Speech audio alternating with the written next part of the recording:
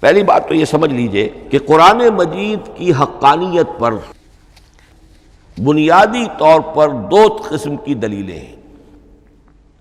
ایک دلیل خارجی ہے، خارجی دلیل محمد الرسول اللہ صلی اللہ علیہ وسلم کی شخصیت اور آپ کا کارنامہ، الصادق الامین۔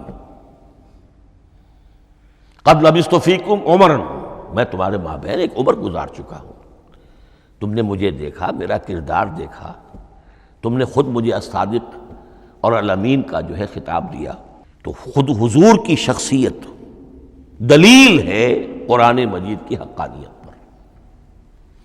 اس اعتبار سے ایک مضمون بہت اہم ہے، اور وہ یہ کہ قرآن اور محمد صلی اللہ علیہ وسلم اس طرح ایک دوسرے کے ساتھ جڑے ہوئے ہیں، گتھے ہوئے ہیں، ایک وحدت بن گئے ہیں، ایک آرگینک ہول بن گئے ہیں کہ ایک دوسرے کے لیے شاہد بھی ہے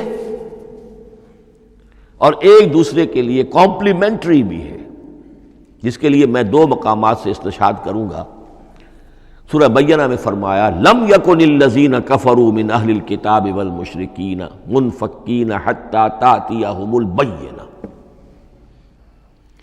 اہل کتاب میں سے اور کفار میں سے، مشرکین میں سے جو لوگ جنہوں نے کہ کفر کیا تھا، وہ علیحدہ نہیں کیے جا سکتے تھے جب تک کہ بینہ نہ آ جاتی۔ اب بینہ کیا ہے؟ رسول من اللہ یتلو صحفا مطہرۃ فیہا کتب قیمہ۔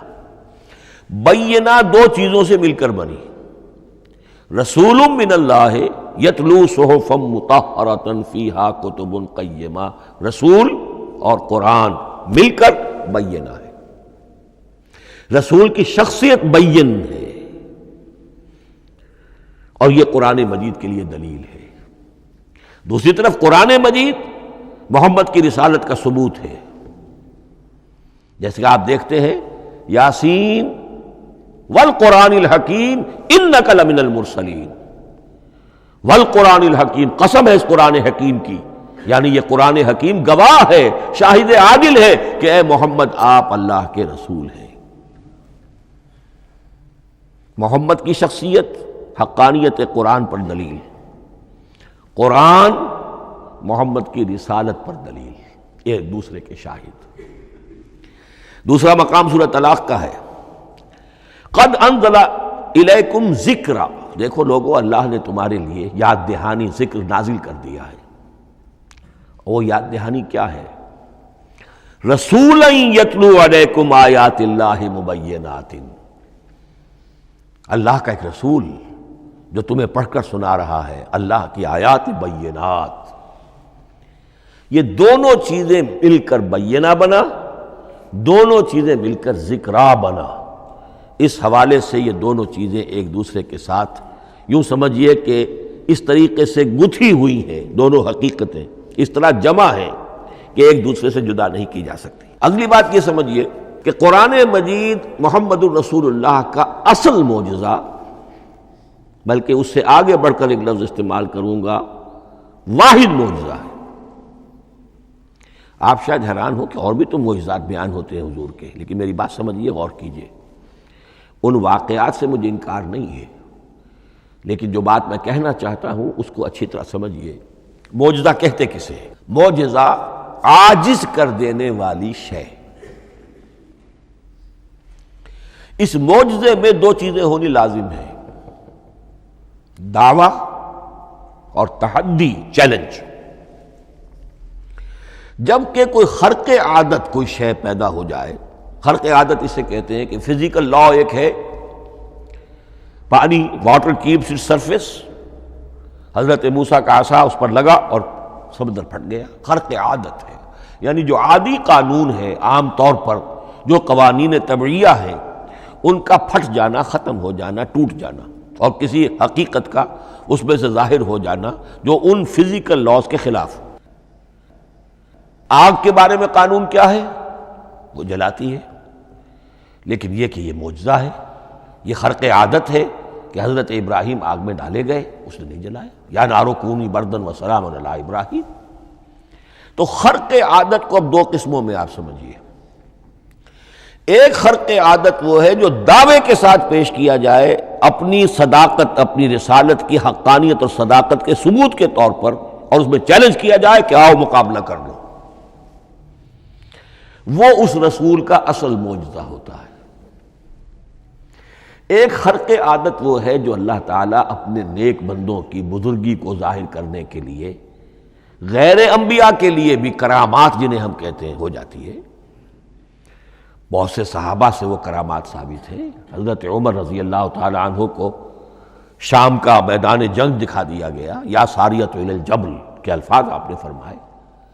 ابھی تو ٹیلی ویژن کہیں نہیں تھا، ابھی یہ سارے وسائل و ذرائع موجود نہیں تھے. یہ خرق عادت ہے. غیر نبی کے لیے اسے ہم کہیں گے کہ یہ کرامات ہیں. نبی کے لیے لفظ معجزہ اختیار کر لیا جاتا ہے، لیکن معجزہ اس کو نہیں کہنا چاہیے. اصل میں یہ بھی نبی کے لیے کرامات کے درجے کی شے ہے جو اس سے بلند ہے. معجزہ وہ ہے جسے کوئی نبی دلیل کے طور پر پیش کرے اور اس پر چیلنج کرے کہ آؤ اور مقابلہ کرو. مثلا حضرت موسیٰ علیہ السلام کو 2 معجزے دیے گئے، اور اس میں سے جو سانپ بن جانا تھا لاٹھی کا وہ معجزہ ہے جس پر چیلنج بھی آیا اور ساحروں سے مقابلہ بھی کیا، اور ساحر شکست کھا گئے، عاجز آ گئے. القی السحرۃ ساجدین، وہ سارے جادوگر جو ہیں فوری طور پر بے اختیار سجدے میں گر گئے. آمنا برب موسیٰ و ہارون، ہم ایمان لے آئے موسیٰ اور ہارون کے رب پر. یہ معجزہ ہے. اس معنی میں محمد الرسول اللہ صلی اللہ علیہ وسلم کا معجزہ صرف قرآن حکیم. قرآن مجید میں آپ سورہ انعام میں بھی دیکھیں گے بہت ہی شدت کے ساتھ، سورہ بنی اسرائیل میں دیکھیں گے بڑی تفصیل کے ساتھ معجزے طلب کیے گئے. آپ اس مکے کی سرزمین میں ابھی ہمارے دیکھتے ہی دیکھتے چشمہ نکال دیجئے، ہم مان لیں گے آپ اللہ کے رسول ہیں. آپ ہماری نگاہوں کے سامنے آسمان پر چڑھ کر دکھائیے، پھر وہاں سے کتاب لے کر اتریے، پھر ہم سمجھ لیں گے آپ اللہ کے رسول ہیں. آپ کے لیے چشم زدن میں کوئی محل سونے کا چاندی کا تیار ہو جائے، مان لیں گے آپ کو اللہ کے رسول ہیں. آپ اس بے آب و گیا وادی میں فوراً ایک باغ جو ہے اپنے لیے بنا کے دکھا دیں، مان لیں گے کہ آپ اللہ کے رسول ہیں. ایسے تمام مطالبات پر اللہ تعالیٰ کی طرف سے کوڑا جواب ملا، اللہ اس قسم کی کوئی شے نہیں دکھائے گا. بلکہ سورہ انعام جب ہم پڑھیں گے وہاں تو بہت ہی واقعہ یہ ہے کہ اس کو پڑھ کر رقت طاری ہوتی ہے کہ ایک موقع پر ایسا محسوس ہوتا ہے کہ حضور صلی اللہ علیہ وسلم کی طبیعت مبارکہ میں یہ خیال پیدا ہو گیا کہ اللہ کو ایسی شے ان کو دکھائی دی جائے تاکہ چپ تو ہو جائے. نہ بھی مانیں گے چپ تو ہوں گے، ورنہ تو عوام کے سامنے ان کی دلیل مجھ پر قائم ہو رہی ہے کہ بھائی یہ رسالت کے مدعی ہے. ہم کہتے ہیں معجزہ دکھاؤ، معجزہ نہیں دکھاتے، تو پوزیشن میری جو ہے کمزور ہو رہی ہے. وہاں جس انداز میں اللہ نے کہا ہے ہرگز نہیں. اے نبی اگر آپ کے اختیار میں ہے تو کہیں آسمان پر سیڑھی لگا لیجئے یا زمین میں سرنگ لگا کے کوئی معجزہ لا سکتے ہو تو لے آئیے، ہم نہیں دکھائیں گے. رقت طاری ہوتی ہے. تو حضور کا معجزہ اس معنی میں صرف ایک ہے اور وہ قرآن ہے. اچھا، اس کے لیے کیسے کیسے چیلنج کیے گئے؟ ام یقولون تقولہ بل لا یؤمنون فلیاتوا بحدیث مثلہ ان کانوا صادقین. سورۃ الطور. کیا ان لوگوں کا کہنا یہ ہے کہ یہ کلام خود محمد نے موضوع کر لیا ہے صلی اللہ علیہ وسلم؟ تو اگر ایسی بات ہے تو وہ بھی ایسا ہی کلام پیش کر دیں. تحدی، اس چیلنج کو کوئی قبول نہیں کر سکا. کم سے کم اس شرافت کا اقرار کرنا پڑتا ہے کہ اس وقت عرب قوم میں یہ شرافت تھی کہ کسی نے اٹیمپٹ بھی نہیں کی. ورنہ کوئی شخص الٹی سیدھی عبارت لکھ کر لے آتا اور کھڑا ہو کر کہہ دیتا کہ ٹھیک میں کہتا ہوں یہ ہے، یہ قرآن کی طرح کا کلام ہے. نہیں، کسی نے نہیں کیا. تاریخ یہ بتاتی ہے کہ اس تحدی کا کوئی کسی نے قبول نہیں کیا. اسی طرح فرمایا سورہ بنی اسرائیل میں قل لئن اجتمعت الانس والجن علی ان یاتوا بمثل هذا القرآن لا یاتون بمثلہ ولو کان بعضهم لبعض ظہیرا. چیلنج ہے.